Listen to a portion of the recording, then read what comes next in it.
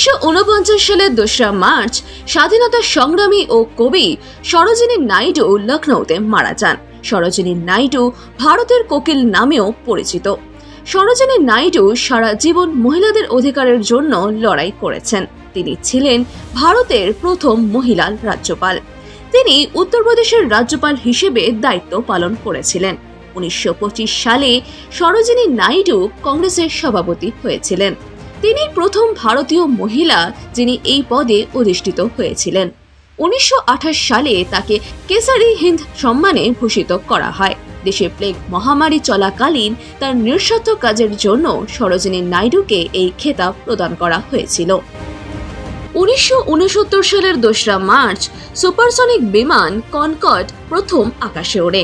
এটি শব্দের গতির দ্বিগুণ গতিতে উঠতে পারত। বিমানটি তৈরি করেছিল ব্রিটিশ এয়ারক্রাফট কর্পোরেশন এবং ফরাসি অ্যারোস্পেস। 1969 সালের 1 অক্টোবর বিমানটির নামকরণ করা হয় কনকর্ড, যার অর্থ চুক্তি। বিমানটি 100 জন যাত্রী বহন করতে পারত। যাত্রী ছাড়াও হিরে এবং মানব অঙ্গও এই বিমানের মাধ্যমে পরিবহন করা হতো। তবে এই বিমানে কেবল ধনী ব্যক্তিরাই ভ্রমণ করতে পারতেন।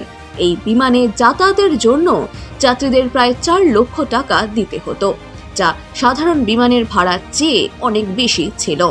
কনকর্ড করে লন্ডন থেকে নিউ ইয়র্ক পর্যন্ত যেতে 2 ঘন্টা 53 মিনিট সময় লাগত।